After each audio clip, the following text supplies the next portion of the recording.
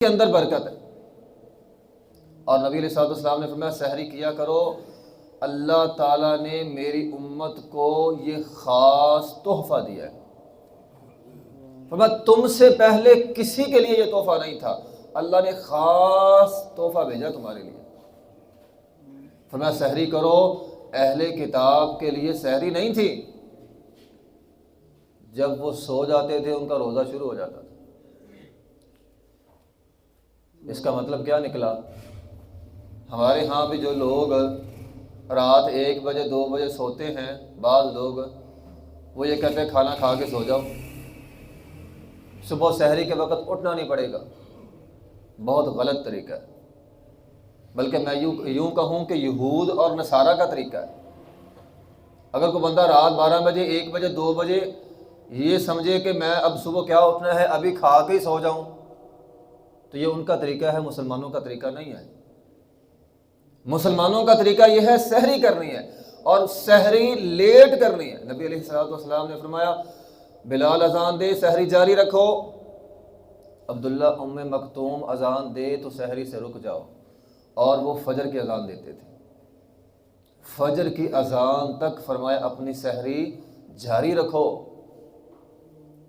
نبی علیہ الصلوۃ والسلام نے فرمایا اللہ تعالیٰ نے اخلاق نبوت میں سے یہ چیز رکھ دی ہے، نبوت کے اخلاق میں سے، کہ سحری کرنی ہے۔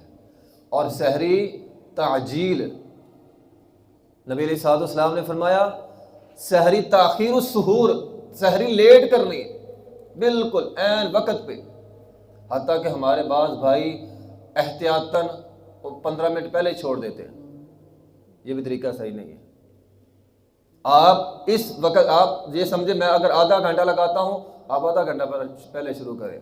اگر آپ 15 منٹ لگاتے ہیں، آپ 15 منٹ پہلے شروع کریں۔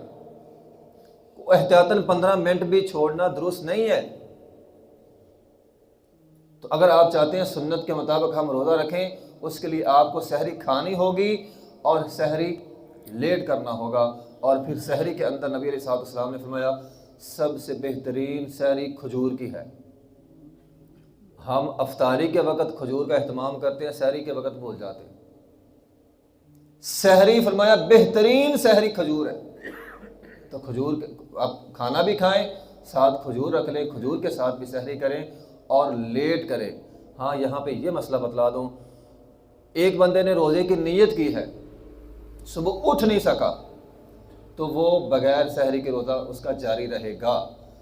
نبی علیہ الصلوۃ والسلام کے زمانے میں ایسا ہوا تھا، آپ علیہ الصلوۃ والسلام نے حکم دیا بغیر سحری کی روزہ، ایسا بندہ جس کو جاگ ہی نہیں آئی، اب وہ یہ نہ کہے کہ میں نے سحری نہیں کھائی تو میں روزہ ہی نہ رکھوں، تو روزہ اس کا شروع ہو گیا ہے۔ لیکن جو بندہ اٹھا ہے اس کے لیے سحری ضروری ہے۔ سحری اس لیے نہیں کھانی کہ شام تک بھوکے رہنا ہے، سحری اس لیے کھانی ہے کہ نبی پاک علیہ الصلوۃ والسلام کا حکم ہے۔ حکم سمجھ کے کھائیں گے، برکت ہوگی، رحمت ہوگی، فرشتوں کی دعائیں ہوں گی۔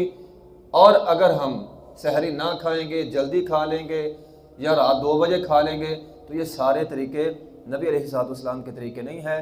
اس لیے ہمیں سحری کھانی چاہیے اور نبی علیہ الصلوۃ والسلام کے طریقے کے مطابق کھانی چاہیے۔ وآخر دعوانا الحمدللہ رب